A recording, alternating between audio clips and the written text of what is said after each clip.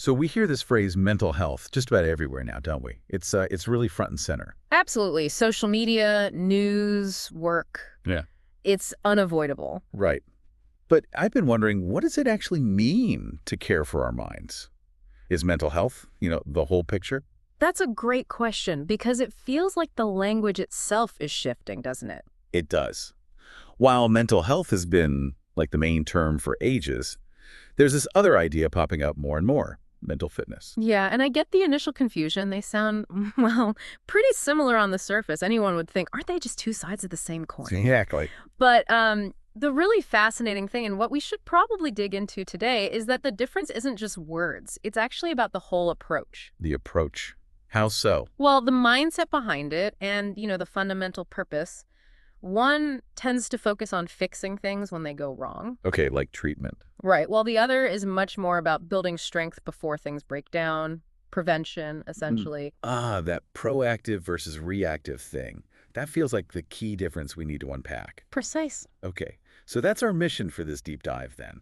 Let's really try and untangle these two concepts, mental health and mental fitness. Sounds good.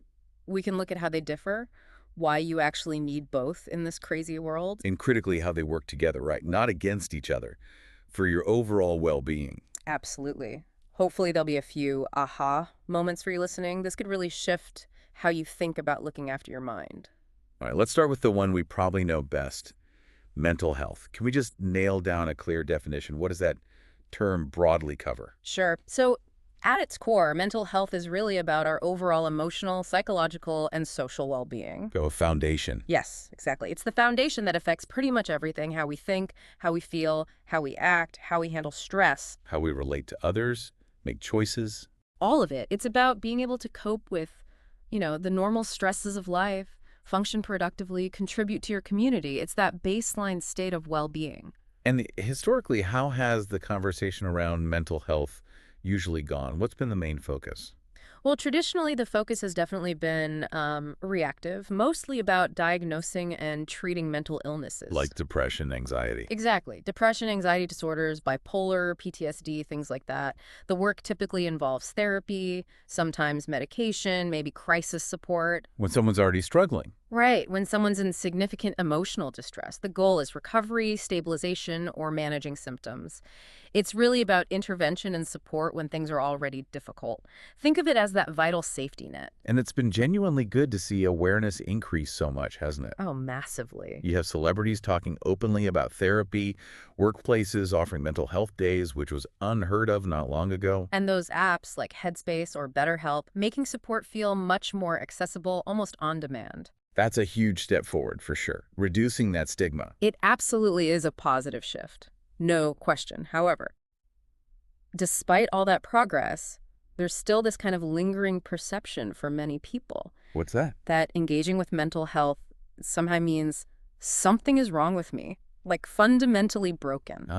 Okay. So even with more openness, that underlying feeling persists for some. It can, yeah. Wow. And whether it's conscious or not, that feeling can unfortunately stop people from seeking help early on or even just thinking proactively about their mental state until they hit a real crisis.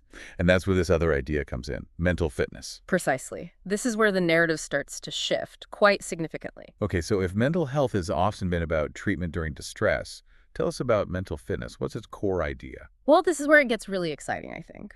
Mental fitness isn't primarily about fixing something broken. It's all about proactive maintenance, building capacity. Proactive maintenance, Yeah. like building capacity. Yeah, think of it less like a hospital visit for your mind and more like going to the gym or maybe a training ground. Oh, I like that analogy. Physical fitness, you don't just go to the gym when you're already sick or injured. Right, exactly. You go regularly to stay strong, flexible, build endurance before you get ill. So you're saying mental fitness is the same principle, but for our minds. Yeah. Daily, consistent upkeep for our most vital asset. That's it, precisely.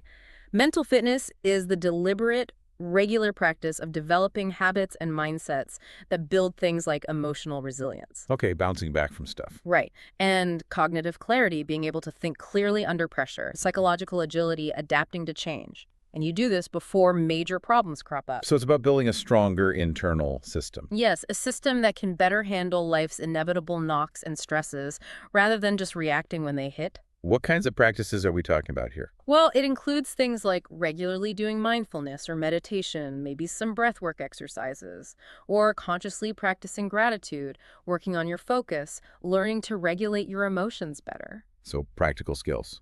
Exactly. Skills to increase your capacity to handle stress, adapt when things change unexpectedly, stay present instead of getting lost in worry. And the science behind this is growing fast. You mean neuroscience? Yeah, neuroscience is showing us the mind isn't this fragile thing we just have to protect. It's incredibly adaptable, trainable, like a muscle. You can literally shape it with practice. Wow, sculpting our minds. That feels really empowering, actually. It is. Okay, so we have mental health, traditionally reactive, focused on illness and treatment. And now mental fitness, proactive, focused on building strength and resilience. Can we lay them out side by side just to make the distinction super clear? Yeah, that's a great way to see it. Let's do a quick comparison. Okay, first up, goal. Right. For mental health, the main goal is usually to treat and manage illness, restore function. For mental fitness, the goal is more about building strength, enhancing performance, preventing breakdown, optimizing. Got it. What about mindset?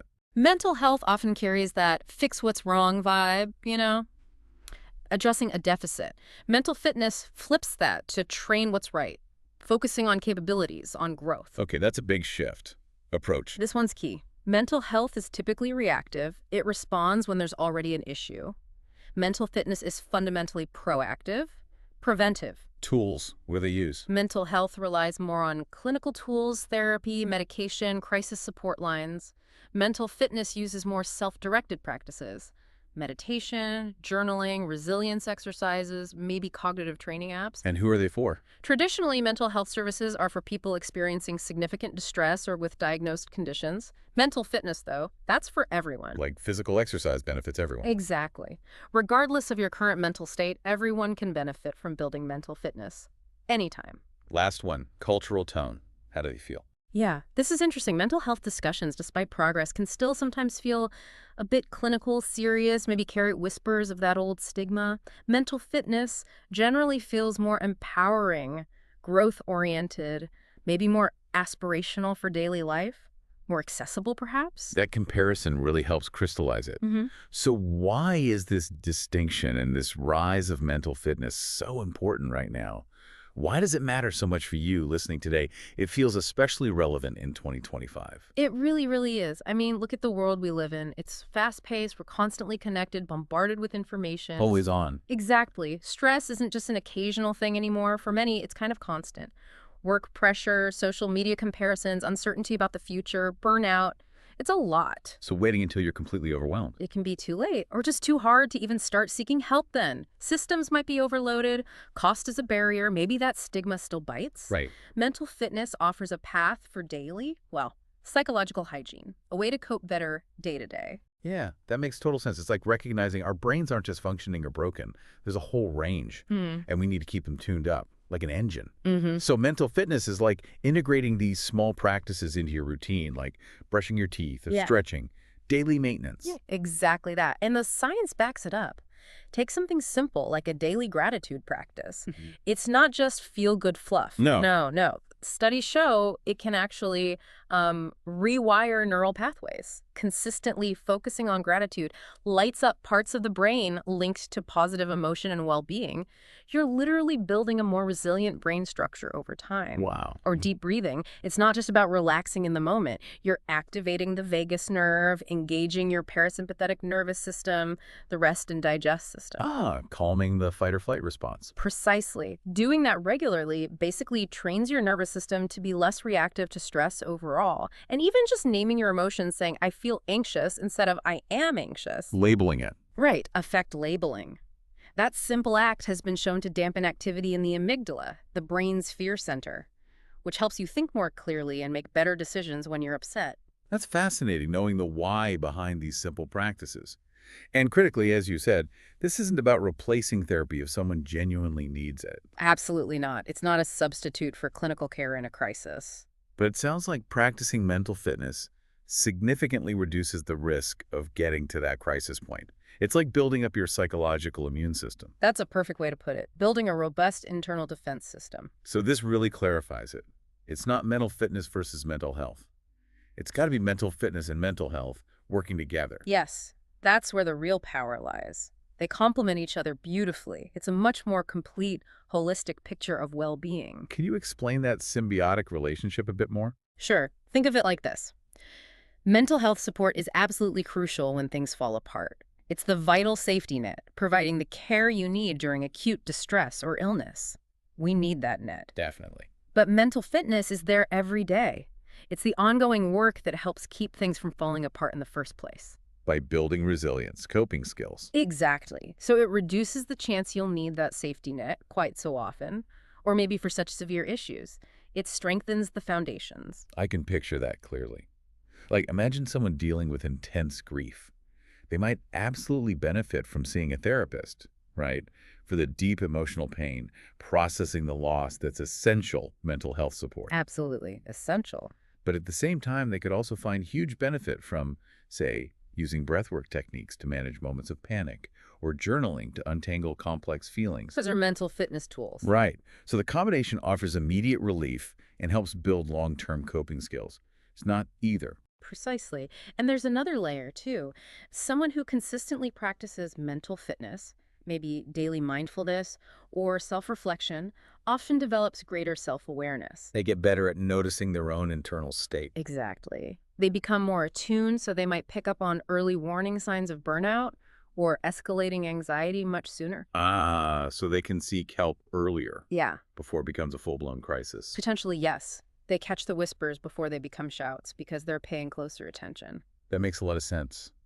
It's really interesting to see how this shift, from just reacting to proactively building strength is actually playing out now. Where are we seeing it most? It's definitely becoming more visible. Take workplaces, for example. Many companies are moving beyond just offering, say, an employee assistance program for counseling. What else are they doing? They're actively bringing in things like resilience training, workshops on stress management, guided mindfulness breaks, or providing subscriptions to mental fitness apps as part of the benefits package. So employers are seeing burnout as something preventable, not just an individual problem. Increasingly, yes.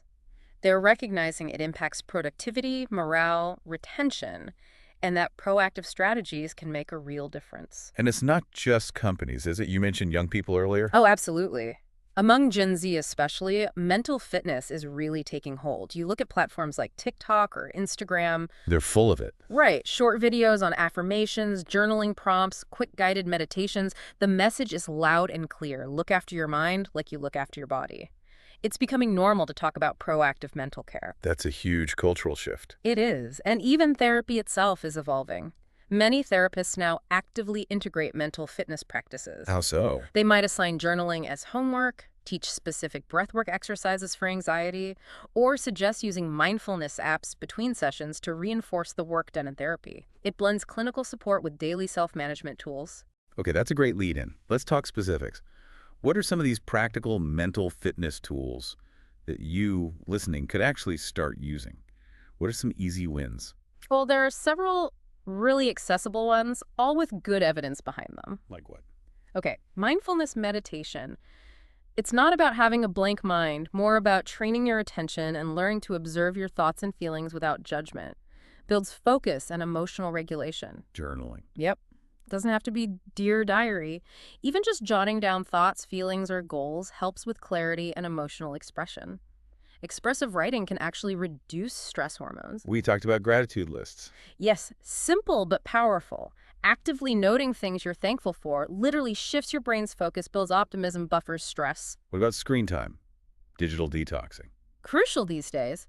Taking intentional breaks from screens helps reset your dopamine levels, reduces that feeling of being constantly wired, enhances your ability to be present. Breathwork. You mentioned that. Simple, deep breathing. It's your direct remote control for calming your nervous system via that parasympathetic response. Instantly accessible relief. Visualization. Is that like mental rehearsal? Exactly. Mentally walking through challenging situations or visualizing success. Athletes use it all the time to build confidence and prepare their minds. And finally, self-talk reframing. This is about catching those negative, limiting thoughts. I can't do this. I'm not good enough. and consciously challenging and shifting them to more balanced or empowering ones. It's a core technique in things like cognitive behavioral therapy. It's so important to stress, like you said, these aren't just nice ideas or trends. They're backed by solid research. Absolutely. Mindfulness, for example, has mountains of studies showing it can reduce anxiety, improve sleep, boost memory and attention. These are tangible benefits. So looking ahead, where do you see this going? Well, I think mental fitness is genuinely on track to become as mainstream and accepted as physical fitness. Like gyms and yoga studios became normal. Exactly. Society embraced those for physical health. Now it seems we're embracing apps, workshops, and daily practices for mental resilience, focus, and self-discovery. That really does signal a bigger cultural shift, doesn't it? Therapy becoming less stigmatized, self-awareness being valued, daily mental upkeep becoming normal. It's an exciting evolution in how we understand and nurture our minds, a much more proactive and empowering approach. Definitely. And just to circle back to the core message here, mental health support is absolutely, fundamentally essential. We cannot function well without that foundational well-being. Work, relationships, sleep, physical health. It all suffers if our mental health falters. No question. But mental health support alone, especially viewed just through that traditional reactive lens, probably isn't quite enough to thrive in today's world. Right. So the final thought we want to leave you with today is this. Think about your physical health. Yeah.